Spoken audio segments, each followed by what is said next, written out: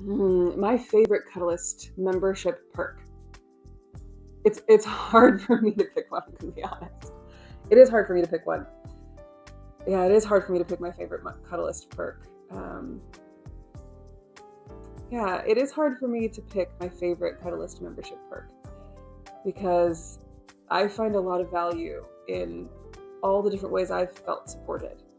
When I am feeling a little bit of imposter syndrome, knowing I can go to a resource bank that has like release of information templates so that when I'm working with other professionals, I don't feel like I'm having to reinvent the wheel. They don't feel like there's terms I'm left out on because I didn't have that different kind of formal education.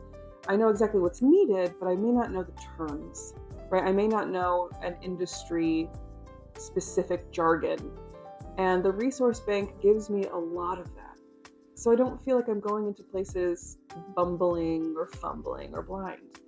So I have so much gratitude for that. There's a way in which going through the resource bank for email templates or form templates gives me the language that has been workshopped and tested by other professionals.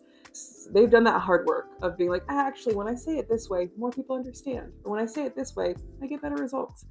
And I'm such a wordsmith that's so valuable. I also can't say that I would be successful in my practice to any degree that I am or have been without the supervision calls. It's my place to go and share my challenges that I'm running into. If I'm running into walls or plateaus or issues with clients, it's the place I can go where I know they'll be safe, their identity will be safe and protected, and that everyone there will be respectful and kind of their identities. So I feel like in my integrity. It's also the place I know where I'm going to get so much expertise. I'm going to get feedback from people who know what this work is like. I'm going to get so much wisdom in places I didn't even know I didn't know to ask. People are bringing their own experiences and their own stories that I haven't run across yet.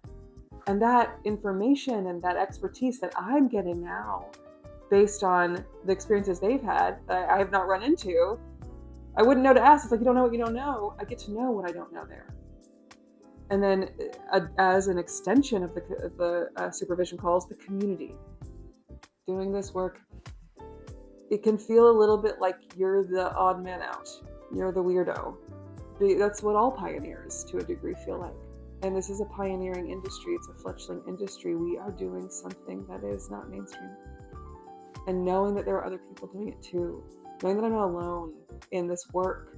Knowing that the experiences that I'm having are not entirely anomaly or entirely unique to me. It's comforting. It's sustaining. So having the community for Cuddlist is so wildly important. And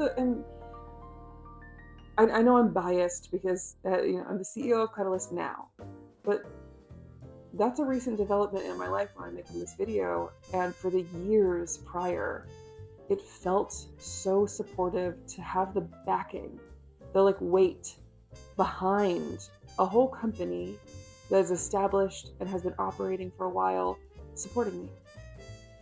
Lending my name legitimacy in different spaces that may not have heard about me, but may have heard of Cuddlist, but not me. And so having that robust support of a company whose name means something, whose name always strives to represent quality and care and attention to safety, that has felt reassuring in so many ways. So I can't pick one. They're all my favorite perk.